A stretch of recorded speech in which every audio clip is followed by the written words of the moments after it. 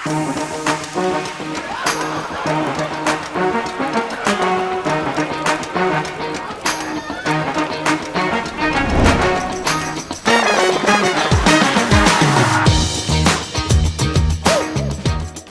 በጣም የከበረው ህይወት እንግዲህ በጣም ብዙ መውጣት መውረዶች መውደቅ መነሳቶች አሉት። በእነዚህ መንገዶች መካከል የሚገጥመው ነገር በጣም ልዩ ነው። ያንዳችን ካንዳችን በጣም ይለያል። ያንዳንዶቻችን ህይወት በተፈጥሮ ይቀየራል። ያንዳንዶቻችን ደግሞ በመንገዳችን በሚፈጠር አደጋ ወይም ደግሞ ተያያዥ ነገር መልኩን ቅርጹን ሊቀይር ይችላል። እነዚህ የተቀየሩ ነገሮችን ስናይ ሌሎች ሰዎች ላይ ነገሩን የምናስተናግድበት መንገድ መቼም በጣም የተለያየ እንደሆነ ይታወቃል። አንዳንዱ በጣም ከመጨነቅ ከማዘን ከመሳሳት የሚመጣ ነው። አንዳንዱ ደግሞ እንደው የተሰማን ነገር ወዲያው እንደተሰማ ከመናገር የሚፈጠር እንደሆነ ማንሳት ይቻላል። ይህ የእሳት ዳር ጨዋታ ነው። እዚህ ቦታ ላይ ሀሳብ እንግዳ ነው። ሀሳብ እናነሳለን፣ እንጫወታለን። ከዚህ ሀሳብ ጋር ህይወታቸውን የተጋሩ ሰዎችን እንጋብዛለን። ስለዚህ እዚህ እሳት ዳር ላይ ቁጭ ብለን እነዚህን ሀሳቦች ነው የምናስተናግደው። ጤና ይስጥልን፣ እንዴት ከርማችኋል የተወደዳችሁ ተመልካቾቻችን? ዛሬ በእሳት ዳር ጨዋታችን እንዴት ያለ ግሩም ሀሳብ አንስተን እናወራለን መሰላችሁ። የጋበዝናቸው እንግዶች ይሄንን ሊያጫውቱን ተሰናድተዋል። እናንተ የተወደዳችሁ ተመልካቾቻችን ደግሞ በቤታችሁ ማለፊያ ጊዜ እንደምታሳልፉ ተስፋ እናደርጋለን።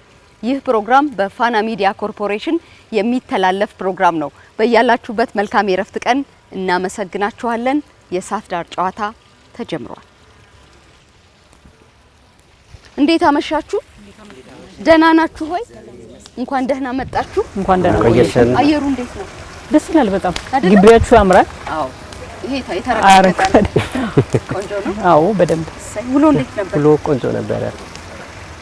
ዛሬ እንግዲህ ቀደም ሲል እንዳልኳችሁ በህይወት መንገድ ላይ በሚመጡ ለውጦች አንዳንዶቹ ደግሞ ከመነሻቸው ባሉ እንግዲህ ማንነት የምልከታ ለውጦች ዙሪያ የምናነሳቸውን ሀሳቦች ይዘን እንጫወታለን። እነዚህ እንግዶቻችን ስንጠራቸው በጣም በደስታ ነው የመጡት። በእናንተ በተወደዳችሁ ተመልካቾቻችን ፊት እናመሰግናለን ማለት እንወዳለን። ከዛ በፊት ግን እንተዋወቃለን።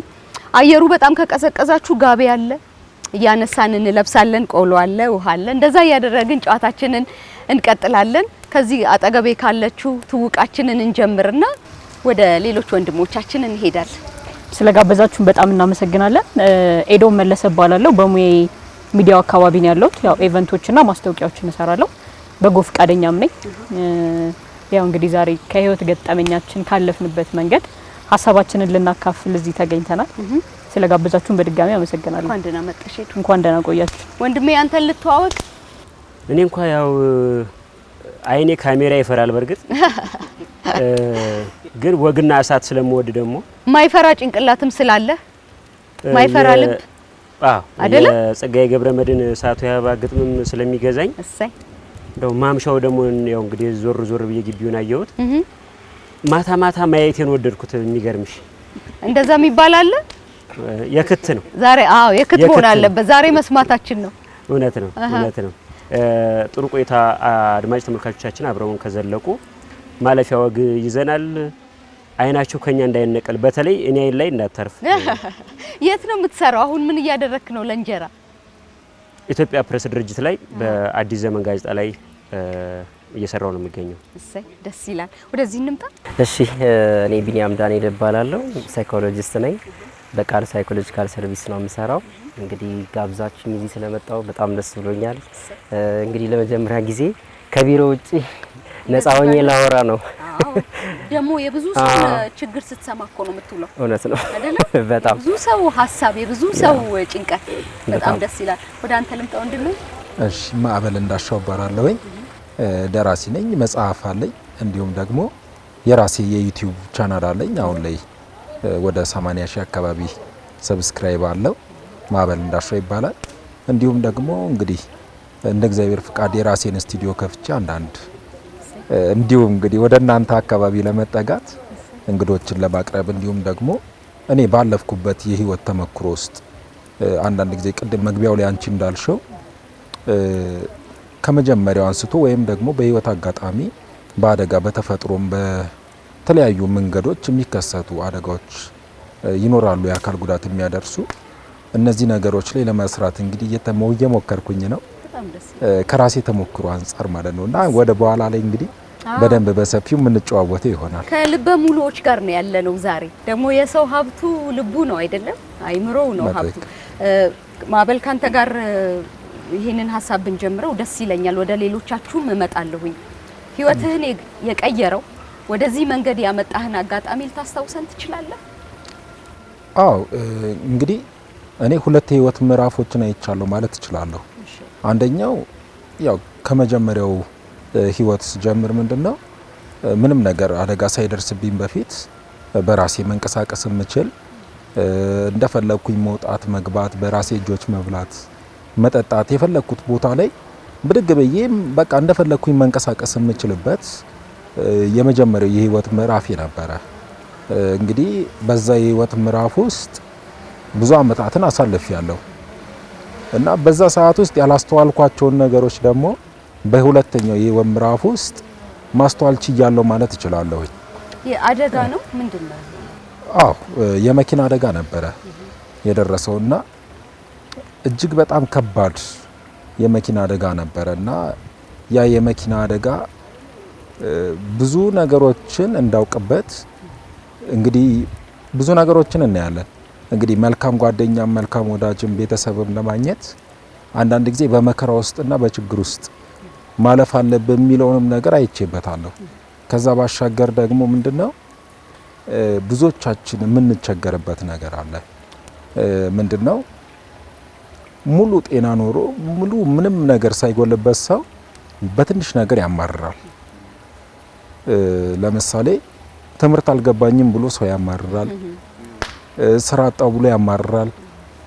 የሆነ ቦታ መሄድ ፈልጎ ብር አጣው ብሎ ሰው ሲያማርር ትሰሚዋለሽ። ግን ስህተት ነው እንደዛ ማድረጋችሁ ይመስላል ማለት በጣም እውነት። እስቲ አንድ ጊዜ ተነሽና ቁሚ። በደስታ ተመለሽና ቁጭ በይ። ከዚህ በላይ ምን አለ ልትለኝ? አሁን ይሄ የገባኝ እኔ መቼ ነው ልክ የመኪናው አደጋ ከደረሰብኝ በኋላ 10 ምናምን አመት ሆኖኛል። በእጆቼን ያልበላም እስካሁን 10 ምናምን አመት በሰው እጅ ነው የምበላው። አሁን ለምሳሌ ይሄ ውሃ እዚህ ጋር ቁጭ ብሏል አይደለ? ውሃ ቢጠማኝና እዚህ ጋር ካላችሁ ከአራታችሁ ውስጥ አንዳችሁ መጣችሁ ካላጠጣችሁኝ አጠጡኝ ብያችሁ መጣችሁ እስክታጠጡኝ ድረስ ውሃውን እያየው ተጠብቃለሁ እንጂ አንስቼው አልጠጣውም። ብዙ ነገሮችን ትማሪበታለሽ። እውነት ነው። በደንብ ነው የገረፍከኝ እንደዚህ። እሺ ጥሩ ታሪክ ነው። ምናልባት እንዳልከው ቅንጦት በሆነ ሀሳብ ውስጥ ላለ ሰው ላለን ሰዎች በጣም ጥሩ ምልከታ ይመስለኛል። የማልቀበለውን አንድ አባባል ልንገርሽ ወደ ሌላ ሀሳብ ከመሄድሽ በፊትና አንዳንድ ጊዜ ሰውን ለማጽናናት የሚባሉ አባባሎች አሉ። ጫማ የለኝም ብለህ አትዘን እግር የሌለው አለና የሚል አባባል አለ። ስህተት ነው። ጫማ ስለሌለሽ ማማረር የለብሽም እግር የሌለው አለና የሚለው ነገር ስህተት ነው ለኔ። ምክንያቱም እግር የሌለውን ሰው ለምን ታየዋለሽ? አንቺ እኮ እግር አለሽ። በቃ የሌለውን ሰው አይተሽ አይደለም መጽናናት ያለብሽ። እንደዛ ብለሽ ካሰብሽና እግር የሌለውን ሰው አይተሽ አንቺ የምትጽናኝ ከሆነ ማለት ነው ሌላ ስህተት ነው። ምክንያቱም ያ እግር የሌለው ሰው ደግሞ ማለት ነው አንቺን በብዙ ሺህ እጥፍ ይበልጥሻል። ስለዚህ አንቺ የተሻለ ነገር ደግሞ አለ። በዛ ነገር ደግሞ ሌላ ነገር ውስጥ ልገቢ ነው ማለት ነው። ህይወት በጣም አንድ ቆንጆ ነገሯ ታቻችላለች አይደለም? ትልቁ ነገር እሱ ይመስለኛል። እመለሳለሁ ማዕበል፣ ወደ እህቴ እመጣለሁ። ለየት ያለ ተፈጥሮ ሰዎች መጀመሪያ እንዳዩ ወይ የሚሉበት አጋጣሚ ያለሽ አንቺ? በሚገባ እንስማው። ብዙ ጊዜ በተለይ አዳዲስ ቦታ የማያውቅሽ ማህበረሰብ ጋር ስትሄጂ እዚህ ጋር ግን ምን ሆነሽ ነው የሚሉት። ያለሽን ነገር ሳይሆን የጎደለሽን ነገር ነው የሚያሳዩሽ እና ትደነግጫለሽ። አንቺ እኮ እየኖርሽበት ነው ያለሽው፣ ተቀበለሽው እየኖርሽ ነው ያለሽው አይደል? ሰው ግን ሁሌ ትኩረት የሚያደርገው እዚህ ጋር ነው። ህፃናቶችንም ብትይ አዋቂዎችንም ብትይ የመጀመሪያ ትኩረታቸው የሚሆነው እዚህ ጋር ስላለው ነገር ነው። ምን ሆነሽ ነው ምናምን ብለው ይጠይቁሻልና ትደነግጫለሽ። አንዳንዴ ትዝ ረስተሽዋል እኮ ከመደበኛ ህይወትሽ ይመልስሻል። እና ብዙ አጋጣሚዎች አሉ እንደዛ። ታስረጃለሽ ግን አፍንጫዬ በጣም የተለየ ነው መልኬም የተለየ ነገር አለው ብለሽ ታስረጃለሽ ወይስ አልፈሽ ነው የምትሄጂው?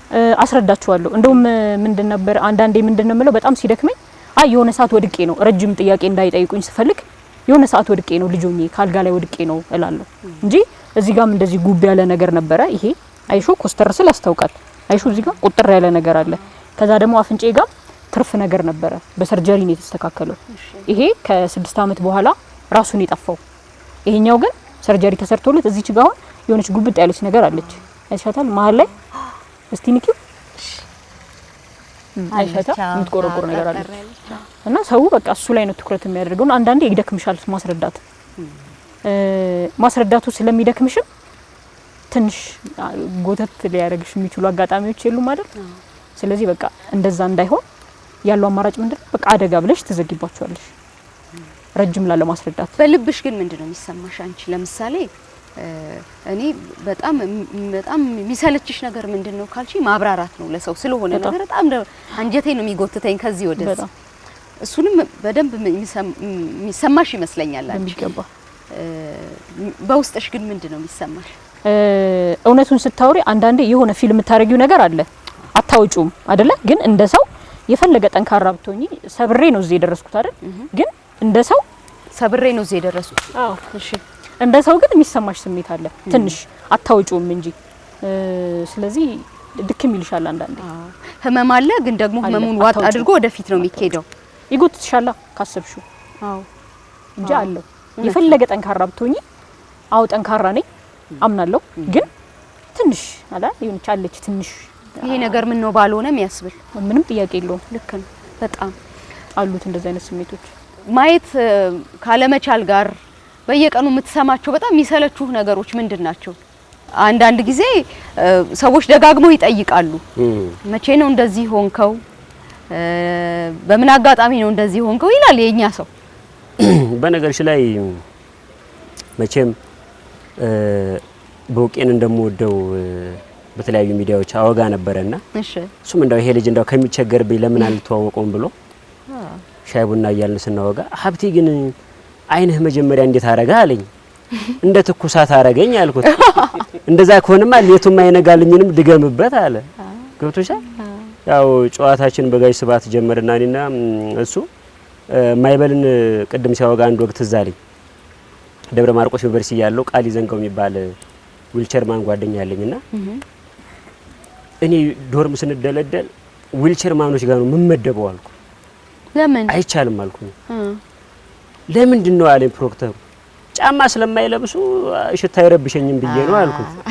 እሱ ደግሞ ምን አለ? አንተ ጋር መሆን ፈልጋለሁ መስታወት እንዳትጋራኝ አለ። ወጥቷል። እና ሰው ዓለም የሆነ ጉድለትሽን ሊነግርሽ ሲፈልግ በሁለት መንገድ ነው ሊነግርሽ የሚፈልግ። አንድ ከየዋህነት ይነግርሻል። ሁለት ግን በሱ አሁን ለምሳሌ እኔ ብዙዎች የሚያጋጥሙኝ የነሱን ማየት ዋጋ ስለማሳጣው እኔ አለማየትን ሊነግሩኝ ይፈልጋሉ። ሐሳቤን አግኝተሽኛል? በደንብ ምለው ለሱ ነው። ሁለት መጽሐፎች አሉኝ የመሆረሩ ማህየም እና የወግ ስብስብና ከለቻ የተሰኘ ረጅም ልቦለድ እሺ ለንባብ የበቋሉኝና እኛ ያላየንበትን በቃ ኢትዮጵያን ደግሞ ባለማየት ውስጥ አየኋት እላለሁ። ባለማየት ውስጥ ማየት ጸጋ ሲሆን በማየት ውስጥ አለማየት ደግሞ እርግማን ነው። እቺን ካልኩ አይበቃም ለጊዜው። ከስትወለድ ጀምሮ ነው ወይስ መሀል ላይ ነው የመጣው ይሄ ችግር? ፈልጊው ለማለት ይቀርባል፣ ግን እኔ አላምንህም አይኔን ሳይ ብዬ እንዳልምል የለም አንዴ ሄዷል ልትል ነው። በሌለው ልማል ብዬ እኮ ነው። አንዳንድ መሀል ላይ ሲሆን የበለጠ ልጅ ሳለሁ ገና ስወለድ ሀብታሙ የሚል ስም ይወጣል እና አያቴ ሙሉ ጎጃም ቤቱ ትባላለች። ይሄ ስም እኛ ቤት አይከፍልም፣ ስም ይቀየር ይባላል። የለም ሀብታሙ ነው መባል ያለበት ተብሎ ኮኮቡ ሲቆጠር ጄዲ በ10 ይወጣል ኮኮቡ። ማውጋቸው እውነት ነው። ያው መጽሐፍ የመሆረሩ ማህየም ላይም ከትቤዋለሁና ሀብታሙ የሚለው ስም ሲጸና እዛ ኮኮቡ ላይ አይኑ ይጠፋል ይላል። በቃ ቤተሰብ ጋር ስሙ ጸና። በ10 አመት 9 አመት ገደማ ይመስለኛል አይነ ስውር ሲሆን የተባለው ደረሰ ማለት ነው። እኔ ያለው ቤተሰብ እኔ ግን ከአይናሞች ማህበር ስሜን ሳሰርዘው ደስ ነው ያለኝ። ያው የተማርኩት እኔ ብቻ ነኝ በቤተሰብ። እሺ ዛሬ ሲሄድ ከተማ እኮ ሰው አለን ከተባለ እኔ ነኝ። ገብቶሻል አይደል? መጠሪያ መታያ አካባቢ እና ይሄ አለማየቴ ደግሞ አንዳንዴ ደስ ይለኛል። አሁን ቅድም ወደ እናንተ እየመጣሁ የሆነ ቦታ ነበረ ያለሁት ምግብ ልቀምስ ገባ ብዬ አንቺ አያይም ብለሽ ነው እንዴ አይኔ የሌለው እንጀራ የምታመጪው አልኳት። ሀብታሙ ብላኝ እንጂ ምራኝ ብሎሃል። በራስ መቀለድ ህይወትህን አቅልሎልሃል ሀብታሙ። በችግሮችህ መቀለድ በጣም ለኔ እኮ ስነ ጽሁፍ ሆኖኛል። ይኸውልሽ በስነ ጽሁፍ ዓለም ውስጥ አካል ጉዳተኝነት የለም። እንደውም አንዴ መጽሐፍ ሳስመርቅ ምን እንዳለኝ ታውቂያለሽ? አንዱ አንተ አይነ ስውር ነህ ግን አየሁት ምናምን ትላለህ አለ። በልብ ወለድ ዓለም አይነ ስውርነት የለም ምናምን የሚያየው አይደለም። እና በስነ ጽሁፍ እኔ ጉድለቴ ሙላቴ ሆኗል፣ አካል ጉዳቴ ስነ ጽሁፍ ሆኖኛል። እና እግዚአብሔር ሆይ በማየት ውስጥ አለማየትን ስላደልከኝ አመሰግናለሁ። ባለማየት ውስጥ ደግሞ ማየትን ጸጋዬ ስላደረክልኝ አመሰግናለሁ። ባታረገኝ ግን የምንጋጭ ይመስለኝ ነበር። እመለሳለሁ ሀብቴ ወደ አንተ። መቼም ሳይንስ ለሁሉ ነገር የሆነ አለው የሆነ የሚያስቀምጠው ነገር አይደለም። አሁን በተፈጥሮ ወይም ደግሞ በህይወት መካከል የመጡ የተለዩ ማንነቶች ወይም መገለጫ የሆኑ ነገሮችን ነው አንስተን እያወራን ያለን። በእርግጥ በልበ ሙሉዎች መካከል ነው ያለነው። ይሄ መረዳት እንዴት ነው የሚመጣው? ከምን አይነት ስነ ልቦና ነው የሚወጣው? የሀብቴን አየን፣ የማበልን አየን፣ የእህታችንን አየን። እነዚህ ነገሮች እናንሳቸውና ደግሞ ወደ ጓዳችን እንመለሳለን። መልካም እንግዲህ እዚህ ጋር ለመድረስ ቀላል አይደለም እውነቱን ለመናገር። ምክንያቱም እንግዲህ ራስን መቀበሉ ስናይ እማናያችሁ ማይታይ ለሰው ማይታይ ራሱ ጉድለቶቻችን ለኛ ብቻ የሚሰሙን አሉ። እሱን ራሱ ለመቀበል ያለው ትግል አለ። ጭራሽ ደግሞ በሰው የሚታይ ከሰውም ደግሞ ኮሜንት ወይም አስተያየት የምንቀበልበት እኛ እንኳን ለመቀበል ታግለን ተቀበለ ነው። በሰዎች ምክንያት ግን መቀበላችን ራሱ እንድንጠራጠርና በመቀበላችን ውስጥ እንድንቸገር የሚያደርግ ደግሞ የሰዎች ደግሞ ጥያቄ፣ አስተያየት፣ እይታ ሊሆን ይችላል። ብዙ ነገሮች አሉና ከንፈር መጠጣው ከባድ በጣም በማዘን የሚመስሉ ግን ሰዎችን ምንጎዳበት ማስተያየት ምን ሰጣለን ብዙ ጊዜና እንግዲህ እዚህ ጋር ለመድረስ ቀላል ያልሆነው ለምንድን ነው? አንድ የውስጥ ትግል በጣም ይጠይቃል። እኔ ራሴን ስቀበል እማልወደውን ከሰው የሚለየኝ የሚመስለኝን ታግዬ ወይም ደግሞ አይቼው ይሄ የኔ ክፍል ነው የኔ ነው ተመችቶኛል እኔ እንደዚህ ነው የተፈጠርኩት ብዬ ራሴን ለመቀበል በማረገው ትግል ውስጥ ብዙ ዋጋ ከፍዬ ነው ታግዬ አሳምኜ ማንነቴን የማንነቴ ክፍል ነው እኔ ይሄን አይገልጸኝም ግን እኔ ውስጥ ይሄ አለ ስለዚህ ይሄ የኔ ነው ብዬ ስቀበል ብዙ አቅም ጠይቆኝ ብዙ ከራሴ ጋር አውርቼ ነው ሰዎች የሚቀበሉትና እዚህ ቦታ ላይ ሲደርሱ ራሳቸውን የተቀበሉ ሰዎች የሚሰማቸው ስሜት ነው። አሁን እዚህ ጋር የሰማሁት ከሶስቱም ማለት ነው ይሄ ራስን ይሄ የኔ ነው እና ከተቀበልነው በኋላ ደግሞ ስለዛ ነገር የሚሰማን ስሜት ለምሳሌ ስንቀበለው አንዳንዴ አማራጫተን የምንቀበለው አለ በቃ እንዲ ነኝ ብለን አንለውጠውም ለመለወጥ አንታገልም ወይ ለመሸፈን ታግለን ይከብደናል። ከዛ ግን ስንቀበለው ደስ ሳይለን እንቀበለዋለን። ተቀብለነው ደግሞ ምንኮራበት በቃ this is me የኔ ነው ይሄ በቃ የኔ ክፍል ነው ብለን አንቺ አለመኖር አለው ይብላይ ላንቺ ምንልበት በጣም እዚህ ጋር ስንደርስ ነው ሰዎች ፊት ስናወራውም ስንቀርብም በኩራት ምንም ሳይሰማን የምንጋፈጠው። ራሳችንን ከተቀበልን በኋላ ከሰዎች የሚመጣውን ያልተቀበሉንን ፓርት ደግሞ ለመጋፈጥ አቅም ይሰጣል። እሱ በህይወት ውስጥ እኔ ነኝ ያለ ፈውስ የተፈጠሩ ነገሮችን መቀበልና ከዛ መስማማት ይመስለኛል። በግምቴም በራሴ መረዳት የመቀበል መንገድህን እናንሳው ማለት ይሄ ነገር ተፈጥሯል ከዛ ቀጥሎ እንደዚህ ነው መኖር የምፈልገው ብለ የወሰንክበትን አጋጣሚ እናንሳው። የመጀመሪያውን ቀን ላስታውስሽ አደጋው ደርሶ ሆስፒታል ከገባው በኋላ በነገራችን ላይ ይሄንንም የሚመለከቱ የሕክምና ባለሙያዎች ትምህርት ይወስዱበታል ብዬ የማስበው ነገር ነው። አንደኛው ከሰው ህይወት በላይ ብር ማስቀደም የለባቸው። እኔ አደጋው የደረሰብኝ ሐሙስ ረፋድ አካባቢ ነው። ሕክምና እርዳታ ሰርጀሪ የተደረኩት ቅዳሜ ነው። ያ የሆነበት ምክንያት ብር ባለመከፈሉ ነው። ብር ቢከፈል አንገቴ ላይ ማጅራቴ ላይ ነው የስፓይናል ኮርድ 3 አጥንት የተሰበረው። ያ ባይሆን ፈጣን የሕክምና ለውጥ ያመጣ ነበረ። ያ ባለመሆኑ ዘግይቷል። ሁለተኛው ደግሞ በጣም ተስፋ አስቆራጭ ቃል ነበር የተናገሩት። እኔ እዚህ አዲስ አበባ መጀመሪያ የምኖረው ናዝሬት አዳማ ነበረ። አደጋው እየደረሰብኝም ወደ ዝዋይ ነበረ። ከዛ መጥቼ እዚህ አዲስ አበባ ከደረስኩኝ በኋላ ትውልዴና እድገቴ ሀረር ነው። ቤተሰብም እዛ ነበረ እና ከዛ እስኪመጡ ድረስ ረጅም ሰዓት ፈጅቶባቸዋል። መጥተው ለሕክምና የሚያስፈልገውን ብር ሲጠየቁ ክፍያውን ልክ ሲፈጽሙ አንድ ነገር ደግሞ ተባሉ። አደጋው ከባድ ነው፣ ሰርጀሪም ቢደረግ ሕክምናውም ቢደረግ የመትረፍ እድሉ በጣም ዝቅተኛ ነውና ከብራችሁም ከልጃችሁም ላትሆኑ ነገር ተውት፣ በቃ ብራችሁን አትርፉ፣ እሱ ይሙት ተብሎ ነበረ። ቤተሰብ ባንቺ አይጨክንም፣ በወለደው ልጅ ላይ አይጨክንምና አይ ይሁን ይሰራ ተባለ፣ ተከፈለ። ከዛ በኋላ ደግሞ ሁለተኛ እንግዲህ አልሞትኩም ወይም ደግሞ ራሴን አልሳትኩም፣ እሰማለሁ፣ አወራለሁ። እንደዛ አደጋ ከደረሰብኝ በኋላም ስልክ አስደውዬ የቤት ድረስ የነገርኳቸው እኔ ነኝ። በወቅቱ ግን ኪሴ ውስጥ የነበረው ብር፣ ስልኬ ምናምን አደጋው በደረሰበት ሰዓት ተሰርቋል። እነዚህ ነገሮች እንዳሉ ሆኖ ማለት ነውና የሚባሉትን ነገር እየሰማሁኝ ነው። ይሁን ይሰራ ተብሎ ከተከፈለ በኋላ ምናልባት እኮ ቢሳካ እንኳን ተሳክቶ ቢተርፍ እንኳን የሚንቀሳቀሰው በኦክሲጅን ነው። ምግብ የሚበላው በምግብ ቱቦ ነው። አንገቱን ችሎ እንኳን አይቀመጥም። ስለዚህ ለሱ ከዚህ በኋላ ያለው ህይወት ስቃይ ነው እና የስቃይ ህይወት ከሚኖር ለምን በቃ አትተውትም፣ ለምን ቢሞት ይሻላል የሚባሉ ነገሮች ተብለው ነበረ። አለፈ። ተወስኖ ሕክምናው ከተደረገ በኋላ የተባሉት ነገሮች አልሆኑ። ማታ 3 ተኩል አካባቢ በቃ ቤተሰብ እየተሸኘ ነቃው። 3 ወር 4 ወር አይነቃም ነው የተባለው እና በወቅቱ ስትከታተለኝ የነበረችው ነርስ ያለችውን ነገር አረሰው። በጣም ከሰርጀሪ በኋላ አሞኝ ነበር በጣም ማለት ነው እና ስነቃ አራመመኝ እላታለሁ። ማለት እንግዲህ ለነሱም የተነገራቸው 3-4 ወር ነው። ምን ተአምር መጣ? እንዴት ነቃ ለምን ነቃ ነበር ያለችውና መንቃት አልነበረብኝም። በቃ ቤተሰቤን ጥሪልኝ ነበር ያልኩት እና እንግዲህ ቤተሰብ በዛ ሰዓት ሮጦ የመጣበትን አጋጣሚ አረሰው። ይሄን ልል ያልኩበት ምክንያት ምንድነው?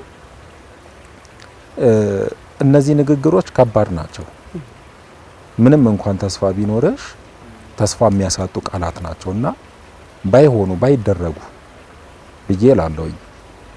ከዛ በኋላ እንግዲህ እነዚህ ነገሮች ካለፉ በኋላ የመቀበል መንገድ 3-4 ወር የተባለው አልፎ ሳይሞላ ቅዳሜ ዕለት እዛ ገባው ማታ አደርኩኝ። እሁድ ዕለት ሰኞ ዕለት ወደ ኖርማል ክላስ ተቀላቀልኩኝ እና 4-5 ሆነው የኛ ሀገር ዶክተሮችም የውጭ ሀገር ዶክተሮችም ነበሩና እያዩ ምናምን እየጠየቁ መጡ። ዶክተር የኔ ነገር እንዴት ነው አልኩትኝ። መናገር አልፈለገም። ከባድ ነው። አይ በቃ አሁን መጀመሪያ ቁስል ኪዳን ተረጋጋ ምናምን ብዙ ነገር አለኝ። አይ ንገረኝ፣ ቤተሰብ ሰምቷል፣ እኔ ነኝ ያልሰማሁት እና ውጪ በር ላይ ሆኖ አይኔ ነው የሚያዩት። ማበል ምን ሊል ነው የሚጠበቀው? እሱ ነው ዶክተሩ ሲነግረኝና አረ ንገረኝ፣ በቃ ምንም ችግር የለውም። አይ በቃ ከዚህ በኋላ እንግዲህ እኛ አቅማችን አድርገናል እና ከዚህ በኋላ ቆሞ መራመድ አችልም፣ ሙሉ ፓራላይዝድ ነህ አለ። ከዛ ሳኩኝ። እናንተ አቅማችሁን ሰርታችኋል አይደል አልኩት። አዎ እኔ የተረፍኩት በምክንያት ነው። ምክንያቱም እኔ የኦርቶዶክስ እምነት ተከታይ ነኝ። ከልጅነቴ ጀምሮ በቤተ ክርስቲያን በሰንበት ትምህርት ቤት ነው ያደግኩት እና ብዙ ታሪኮችን አውቃለሁ። የጻድቁ የአባታችን የኢዮብን ታሪክ አውቀዋለሁ፣ የቅዱስ ያሬድን፣ እነዚህን ነገሮች አውቃቸዋለሁ። የመጻጉዕን ታሪክ 38 ዓመት ባልጋ ላይ የተኛው ሞቷል ተብሎ መቃብር ቤት ገብቶ 4 ቀን የቆየውን የአልዓዛርን ታሪክ አውቀዋለሁ። ስለዚህ ከዛ በፊት ሲባል የነበረውን ነገርም አውቀዋለሁ። ምንም አላስደነገጠኝም። በቃ ከዚህ በኋላ ፓራላይዝድ ነህ ሲለኝ ሳኩኝና ዶክተር አልኩት። እንዳጋጣሚ ሆኖ ደግሞ መጽሐፍ አነብ ነበርና በሕክምና የሚባል ምናልባት እንግዲህ አንተም ታግዘኛለህ ከሺዎች መሃል አንድ የተለየ ሰው አለ። አይቻልም አይደረግም የሚባለው ነገር ማድረግ የሚችል የሚባል አለ አይደለ? ማዕበል ይባላል እሱ። ዶክተሩን እንደዚህ የሚባል አለ አይደለ ወይ አልኩትኝ። አዎ አለ። እንግዲህ አንተ እድለኛ ነህ አልኩትኝ። እንዴት አለ? ከሺዎች መሃል አንዱን ሰው እኔን አግኝተኛል። ስለዚህ በቅርቡ የሆነ ገዳም የእግር ጉዞ አለና እንዴት ነው አብረኝ በእግር ጉዞ አትሄድም አልኩትኝ።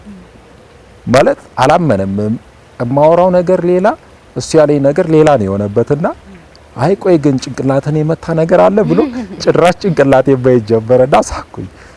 በነገራችን ላይ የኔ የህይወት ምዕራፍ ማለት ነው ከመኪናው አደጋ በኋላ ደግሞ ሌላ ምዕራፍ አለ ይመስለኛል።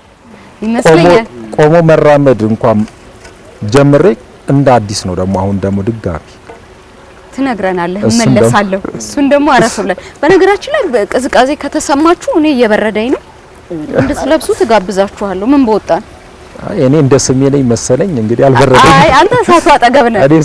አንተ እሳቱ አጠገብም ስለሆንክ ነው። ለነገሩ አየሩ ደስ የሚል ነው። ስለ መቀበል አይደል እያወራን ያለን? ተፈጥሮዬ ይሄ ነው እቀበለዋለሁ፣ እዚህ ለውጥ ጋር መኖር እችላለሁ የሚለውን ውሳኔ ያንቺ ያደረግሽው መቼ ከሆነ ደግሞ እሰይ ደግ አረገ የሚልም ከጨመርሽበት ጥሩ ነው። ከመጨረሻው ሲጀምርልሽ እሰይ ደግ አረገ ያልኩት አሁን ላይ ነው። አረ ምክንያቱም ልጅ እያለሁ በጣም ብዙ ያሳለፍኳቸው ነገሮች ነበሩና አርቶ አካባቢም ነበርኩ ምናምን ያኔ በሰራሁት ከዛሬ 10 ምናምን አመት በፊት በሰራሁት ስራ አሁን ድረስ ሰው የሚያስታውሰኝ በፊቴ ምልክት ነው። ፊልሞች ምናምን ሰራ ነበርና አሁን ትቼዋለሁ። ሚዲያዎች አካባቢ ትልቅ ስራ ሰርተሽ እኮ አይደለም መለያ ሆኗል። መለያ ሆኖ አሁን ላይ እላለሁ ህፃን እያለሁ ያው አላወጣውም እንጂ ትንሽ የሚከፋሽ ነገር አለ አይደል? አንዳንዴ በደንብ ምናልባት ያኔ ተሰብሬ በቀር ኖሮ ዛሬ አልወጣም ነበርና ሰው ልክ እቤት ሲመጣ ውይ ቱ ብሎ ነው የሚሄደው። ገና ህፃን እያለሁ በጣም ቀይ ነበርኩ፣ ጸጉሬ በጣም ነበር የሚያምረው። ልክ በቃ መጋረጃው ተከፍቶ ሰው ሲያይ ውይ ይሄን አይቶ እና ከዚህ ላይ ያል ምን ጉድ ነች ምናምን ላይ ይባል ነበረ። ቃሉ ከባድ ነው። የሄደው ጤና አይን በልቷት ነው። አዎ ርህራሄ እኮ የለንም ላስተያየታችን የለም ማለት በጣም አዎ በጣም የሚሰብሩ ነገሮች ነበሩና ልብሽ እንዴት በረታ?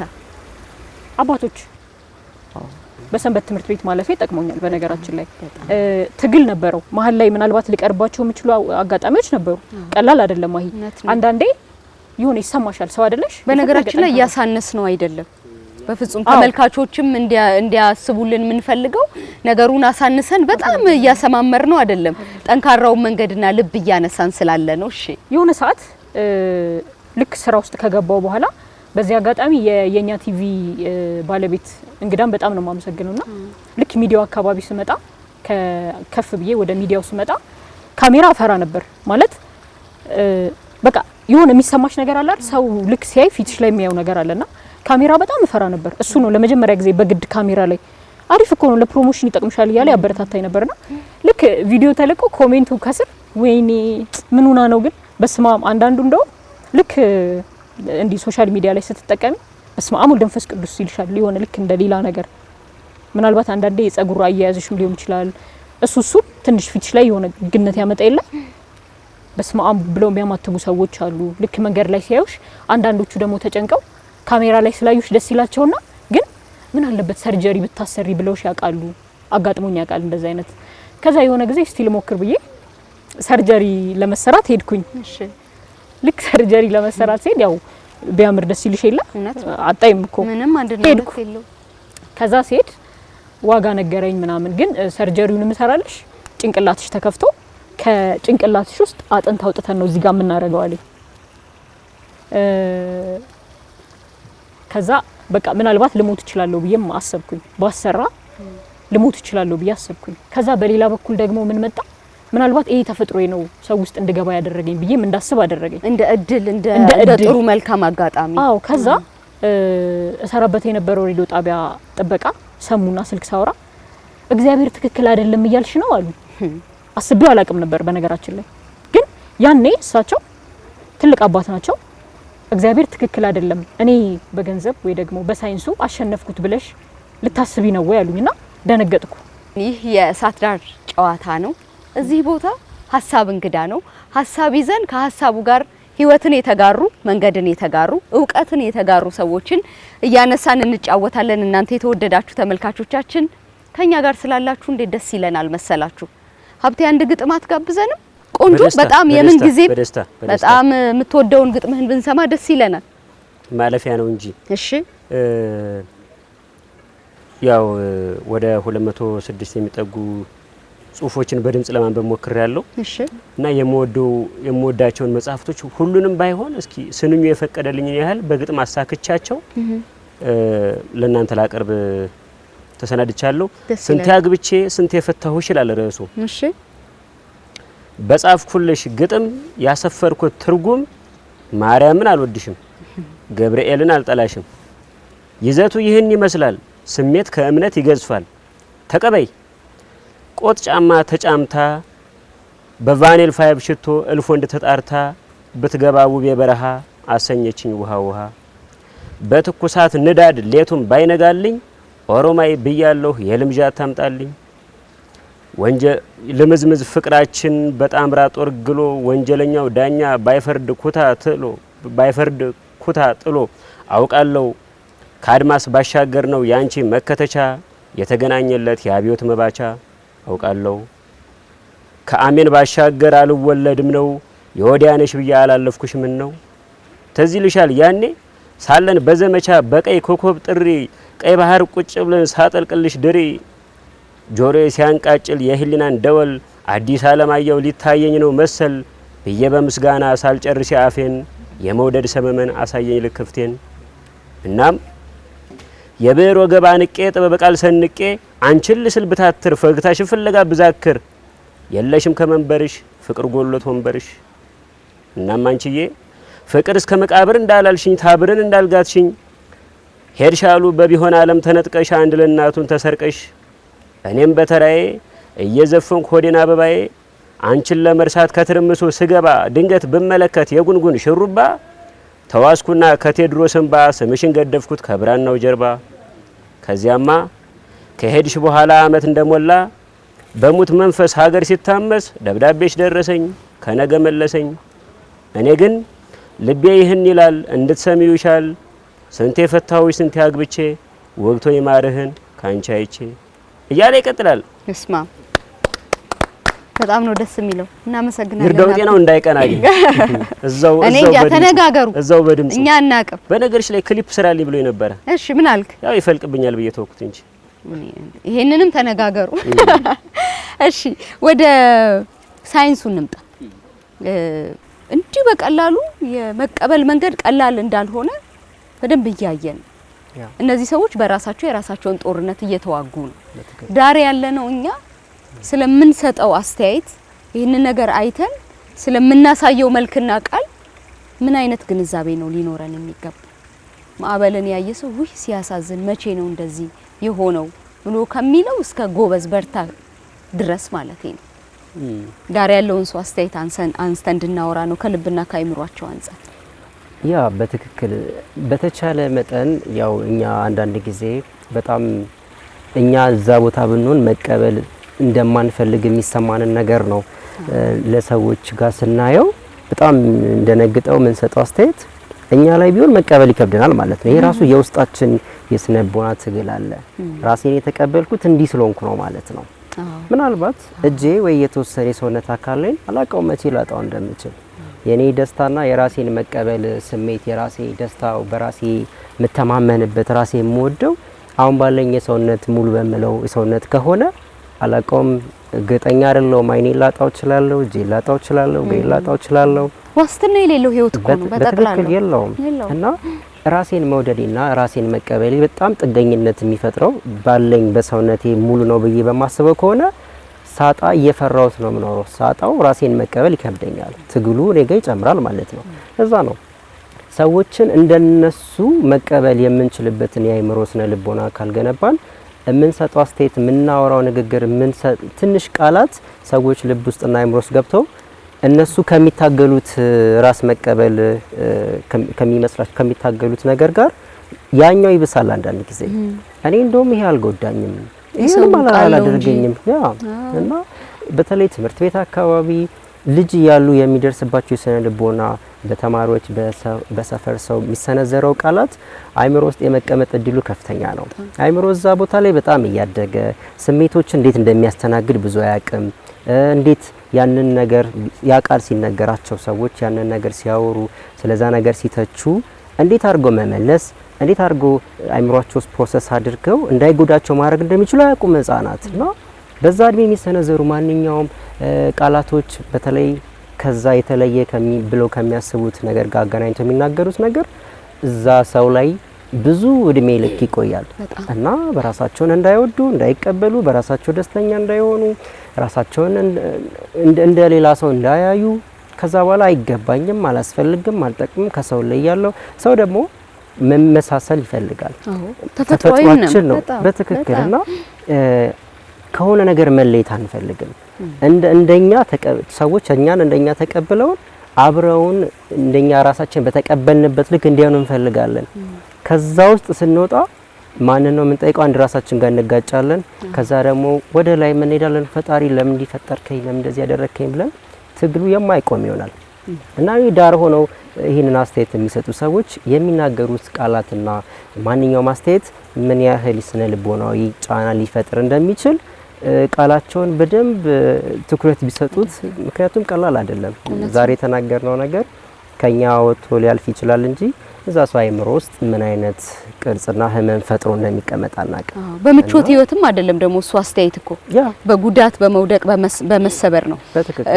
ማዕበል ወደ ሁለተኛ የህይወት ምዕራፍ የመምጣትን ጉልበት አንስተን እናውራ። እንዴት ነው ይሄንን አቅም ያገኘኸው? ዛሬ መቼም እድል ቀንቶን እድሜ ተጨምሮልን እንደዚህ ሰዓት እየሞቀን ለማውራት በቃን እንጂ ቀላል የሚባል መንገድ እንዳልሆነ እንደዚሁ ዳር ያለ ሰው ለመገመት ይችላል። የሚወረወሩትን ድንጋዮች እንዴት ቤት ሰራህባቸው? እንዴት እድል ሰጠህ ለራስህ?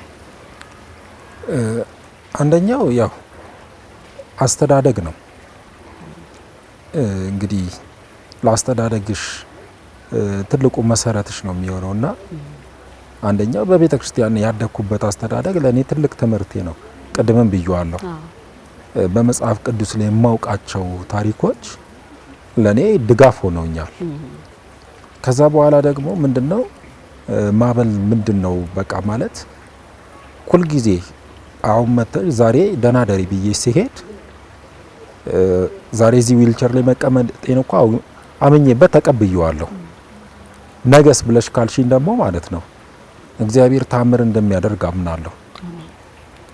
ስለዚህ ማዕበል ቆመ ትራመዳለህ ወይ? አዎ ተራምጃለሁ ብዬሻለሁ። ምናልባት ያንን ታሪክ እነግርሻለሁ። እሺ መጀመሪያው ግን ወደ መቀበሉ ስንመጣ ለመቀበል በጣም ይከብድሻል። መጀመሪያ ላይ ቅድም መጀመሪያ ላይ አንቺን እስቲ ተነሺ እስቲ ተቀመጪ ብዬሽ ነበረ። ያንን ያለ ምክንያት አይደለም ያልኩሽ።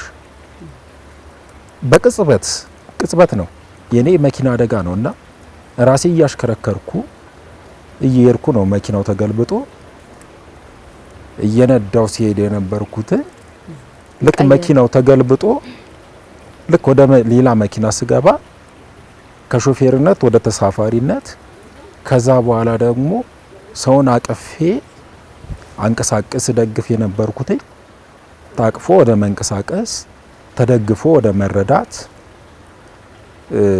አጎርስ የነበርኩት ወደ መጉረስ ወዲያው ሲቀየር ይከብድሻል። ያንን ነገር ግን እንዴት ነው የምትቀበልከው? በቃ እግዚአብሔር ምክንያት አለው። ትልቁ መሰረት ቀለል አድርጌ ስነግርሽ ምናልባት ማዕበል አላለቀስክም? አልቅሻለሁ።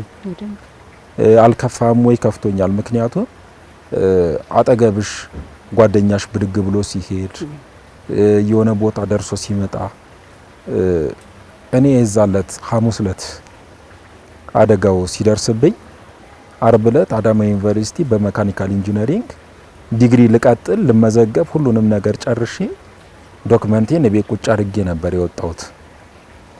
ያ ነገር ተቋረጠ። መኪና ነዳ የነበረው ለምንድን ነው? በቃ ኢትዮጵያን ሙሉ ዞሮ ማየት ከዛ በኋላ ዓለምን ዞሮ ማየት ህልሜ ስለነበረ ነው። እነዚህ ነገሮች አሁን ላይ አታረጋቸውም? ያረጋቸዋለሁ። እያረኳቸው ነው። እንዴት ነው ማረጋቸው? መንገድ ይቀየራል። እድል ይሰጣል ህይወት ደግሞ ሁለተኛ ሶስተኛ አይደል? አንድ በር ሲዘጋበሽ ዞር ብለሽ ሌላውን በር ማየት ካልቻልሽ ቆመሽ ትቀሪያለሽ።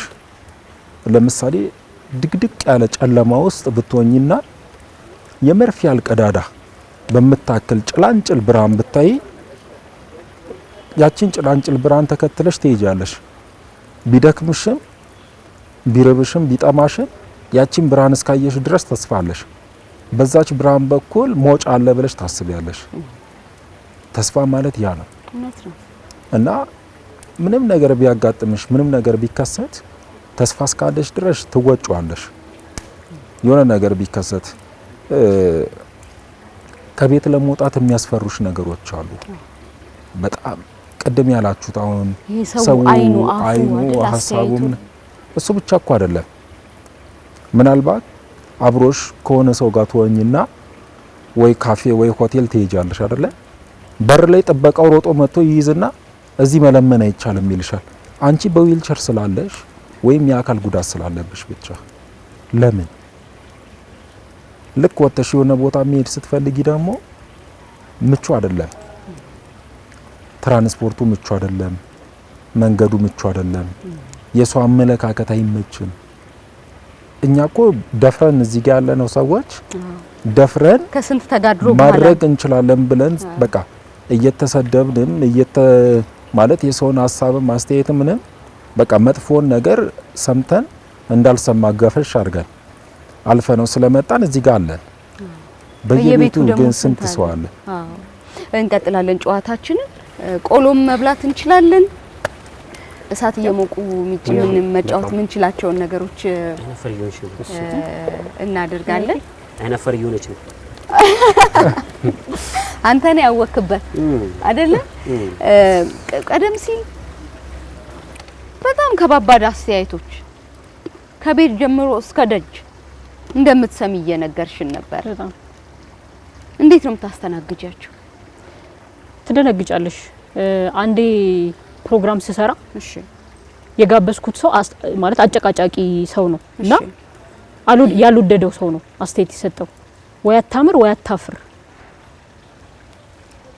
እና በጣም ይሄ ፐርሰናል ስራዬ ላይ አይደለም አስተያየት ተሰጠኝና ፐርሰናል ነገር ነው አስተያየት ተሰጠኝ ማለት ፊቴ ላይ ምናምን። እንግዲህ ጥበበኛው ፈጣሪ ነው እኔ አይደለሁም። ስለዚህ ከጥበበኛው ጋር እንጣላም አይደለ? ተቀብለን እየኖርን ያለነውና እንደዛ አይነት አስተያየት ሲመጣ አንዳንዴ ኔጌቲቭ አስተያየት ሲጀምር በዛው አይደለም የሚቀጥለው እየመጣ እየበዛ ይሄዳል።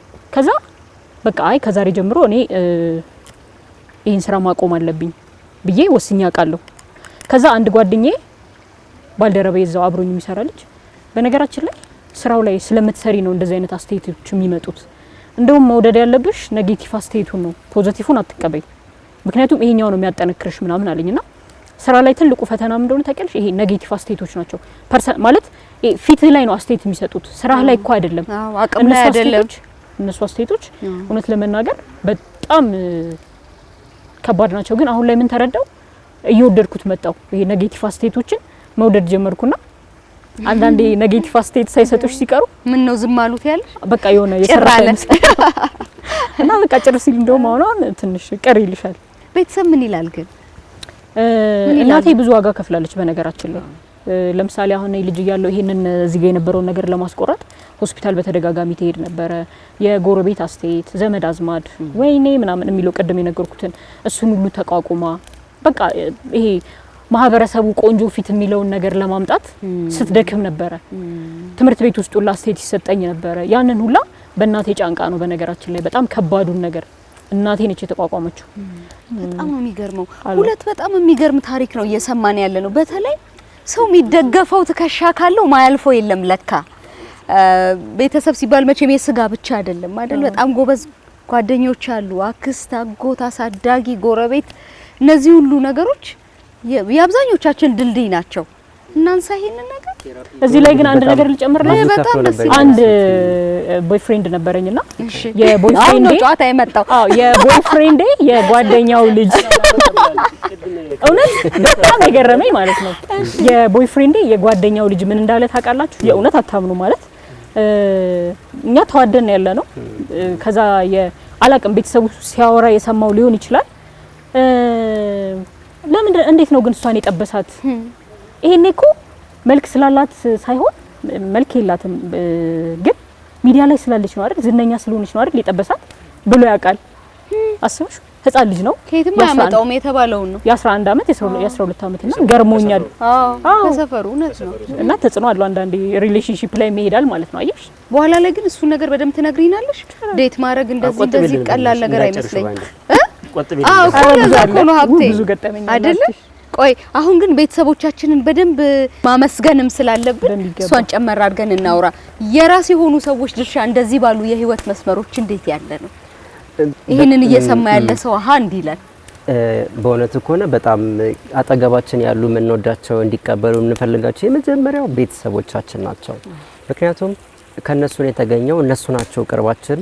ከነሱ የምናገኘው ፍቅርና ተቀባይነት ሌላ ቦታ ላንፈልገው እንችላለን። ብዙ ጊዜ ብዙ ሰዎች የሚቸገሩት ከሰውነት ለምሳሌ ቀላል የሚመስል ደግሞ አለ ትንሽ የሚመስል ግን ከባድ ስሜት የሚፈጥር ከሰውነት ቅርጽ ጋር የተገናኘ ሊሆን ይችላል፣ የተለየ የፊት ቀለም ሊሆን ይችላል፣ ወይም ደግሞ ምልክት ሊሆን ይችላል። በዛ ውስጥ ቤተሰቤ ካልተቀበለኝ፣ ቤተሰቤ ካልወደደኝ ሰው ማንም አይወደኝም፣ አይቀበለኝም። ለዛ ነው ተቀባይነትን ማግኘት የሚጀምረው ቅርብ ከምንላቸው ቤተሰቦች ነው።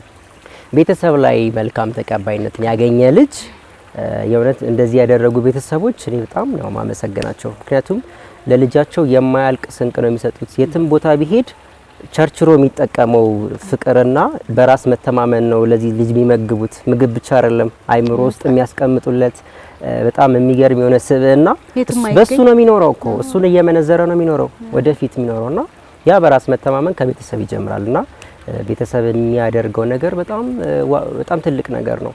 የሚያጠፋውም የሚያለመው ማለት በኔጌቲቭም ከሆነ ዳሜጅ ነው የሚያደርገው። በጣም ለልጆቻቸው መሸጋገሪያ መሆን የቻሉ ቤተሰቦች ግን እኔ በጣም ማደንቃቸው ይመቻችሁ ነው የምንለው በዚህ ዘመን ቋንቋ። ብራቮ ነው የምንለው። ማበል ወደ አንተ እንምጣ።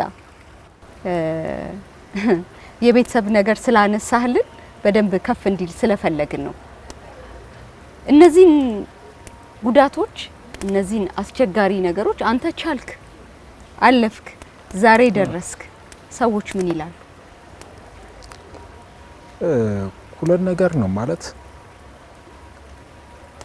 ሲያዩሽ ያው የመጀመሪያው ብዙ ጊዜ ይሉታል ብዙ ሰዎችና የሀበሻ ፈርስት ኤድ ይሉታል። ናታ በሄድሽበት ቦታ የማታጩ ነገር ምንም ማለት እኔ ጉድለት አለብኝ ብዬ አላስብም።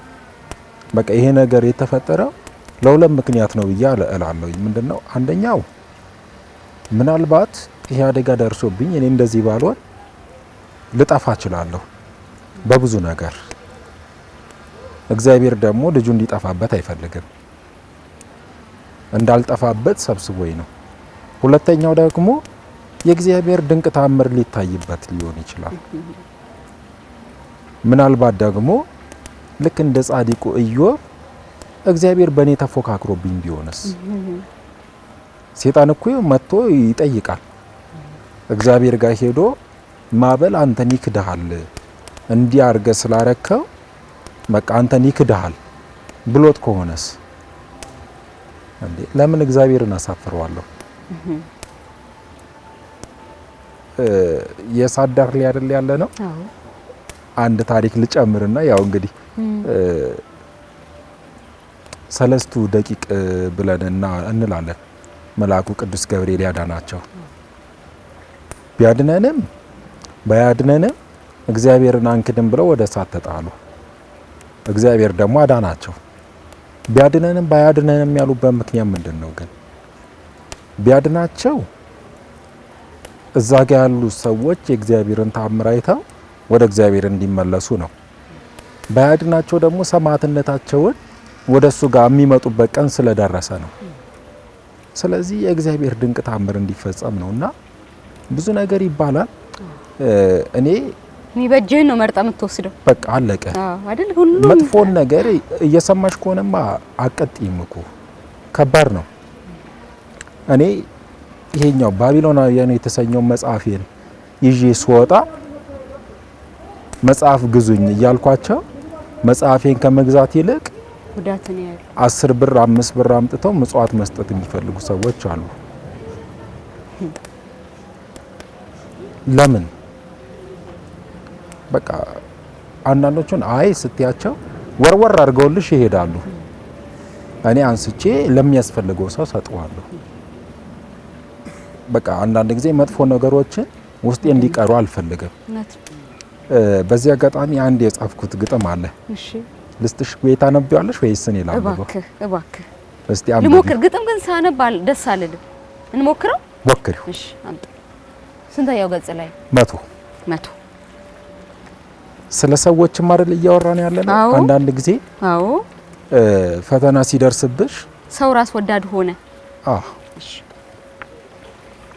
ለኔ ብቻ እያለ ሰው ራስ ወዳድ ሆነ። በግላዊ ሀሳብ በጣም የባከነ ከራስም በላይ ራስን አስበልጦ በብቸኝነት ዓለም ውስጥ ራሱን ከተተ። ከራስ በላይ ንፋስ እያለም ተረተ። በራስ ላይ ደርሶ ሁሉን እንዳላየ እንዳልተቸገረ የሰው ያለህ ብሎ እንዳልተማጠነ ለችግሩ ደራሽ እንዳላማተረ ከፊትም ከኋላ ከግራና ከቀኝ ደጋፊ እጆች እያፈላለገ ሁሉን እንዳልቃኘ በህመሙ ቀናት በጭንቁ ወራቶች ከወዲያና ወዲህ ላይና ታች መድኃኒት ፍለጋን እንዳልተሯሯጠ ለሐዘኑ መርሻ አጽናኝ እንዳላሻሸ ከሁሉ የበለጠ የልቡ ስብራት ህመሙ ሽሮለት የውጣ ውረዱ መከራው ተረስቶት ሐዘኑን በቅስበት በደስታ ሲተካ አመለካከቱ በእብሪት ተተካ። እሱን የደገፉ ደጋፊ እጆች ድጋፍን ፍለጋ ወደሱ ሲመጡ መልካሞቹ ሰዎች ያለፈበትን መንገድ ሁሉ ተረሳና በሌሎች መሳቀን ሹፈትን ጀመረ። የመከራውን ቀናት ተዘነጋውና እንዳላስለቀሰው ስብራቱ ከብዶት አንገቱን አስቀርቅሮ እንዳላስተከዘው መከራው ጸንቶበት በሰዎች እርዳታ ክፉን መከራ እንዳልተሻገረ ሁሉም ጠፋውና ሁሉን ስላለፈ አዲስ ሰው ሆነና አቅልሎ በማውራት ጀርባውን ሰጣቸው። ከህመማቸው በላይ በስላቅ ጎዳቸው። ሰው መሆን ተረስቶት ካውሬውም አነሰ። ተግባሩ አጸያፊ ሆነ የረከሰ ራሱን አስኮፍሶ የሰውን እየናቀ ከንቀት ዓለም ውስጥ ከእንቅልፉ ሳይነቃ ውድቀቱ ላያምር ከፍታ ላይ ወጣ ቁልቁለታች ወድቆ ህይወቱ ሊያበቃ ከሰው መሃል ኖሮ ከሰው ተነጠለ በራስ ወዳድነት ራሱን አከሰመ። ከፍታ መሳያ ዘቅቱ ሰጠመ። ማንም ላይ ያወጣው መኳተን ጀመረ። በግላዊ ሳቤ በራስ ወዳድነት እስር ቤት ታሰረ። አጨበጭባለሁ ለራሴ። እሺ እና ይሄን ግጥም የጻፍኩበት ምክንያት መጽሐፉ ያው እውነተኛ ታሪክ ላይ ተመስርቶ የተጻፈ ነው።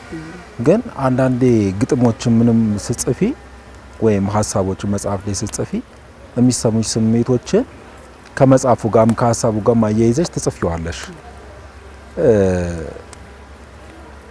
መጽሐፉን ያው አንብቡት።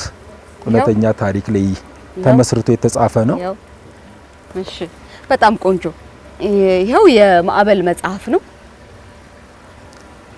ስንቅ በሉት። ይሄንን ገዝታችሁ ብታነቡ በጣም ደስ ይለናል። የመጨረሻ አንድ ቀለል ያለ ጨዋታ እናደርጋለን። ዴቲንግ እንዴት ነው? ዴቲንግ ነው የሚባለው የዘንድሮ ቋንቋ አይደለ? ግንኙነት መጀመር፣ መዋደድ፣ መውደድ እነዚህ ሁሉ ለህይወታችን እንደዚህ የሚያደርጉ ናቸው። በዚህ መንገድ ቀላል ነው። ያው ነግሪኝ ተወጃለሽ መጀመሪያ ይሄን ነገር? እሺ ሁለቱም አለ ማለት አሁን ለምሳሌ እኔ የነበረኝ ሪሌሽንሺፕ በስራ ውስጥ ነበር። አጋጣሚ ይሄ ትውውቁ መላመዱ ነው ወደ ፍቅር ያመራን። ወደ ፍቅር ሲያመራን ደስተኛ ነበረ ጓደኛዬ። ለቤተሰቦቹ ማስተዋወቆኝ ያውቃል። ያው አጋጣሚ የሆነ ሰዓት ላይ ተበላሸ እንጂ አስተዋውቆኝ ያውቃል። በሌላኛው አቅጣጫ ደግሞ ሌላ ደግሞ ጓደኛ ነበረኝ። እሱ ደግሞ ከራሱ ውጪ ማንንም አስተዋውቆኝ አያውቅም። ምክንያቱም አንዳንዴ ስላየሁት ማለት ነው ጓደኞቹን ይፈራቸዋል፣ አስተያየት ይሰጣሉ። ለምሳሌ እውነት ለመናገር በጣም ቆንጅዬ ነው ቁመቱ ማለት አሁን ይሄ አብዛኛው ሰው ቆንጆ ለቆንጆ የሚለው ነገር አለ አይደለ? መስፈርት ያወጣ ነው ነገር አለ አይደለ? ለቁንጅና ፊት ላይ አይን ምናምን የሰልካካ አፍንጫ ይሄ ተጻፈው? አዎ የተጻፈው አለ። እኔ ደግሞ እሱን ማሟላ አይደለም ለዛ ሰው። እሱ ወዶኛል፣ በዙሪያ ያሉት ሰዎች ግን አይቀበሉትም ነበረ። ስለዚህ ምንድነው ሁለታችን ብቻ ነው የምንዝናናው ወይ ደግሞ ሻይ ቡና የምንለው ሁለታችንን ሲኒማ ከጓደኞቹ ጋር ያስተዋውቅሽ። አንቺ ጥያቄ ፈጠረብሽ?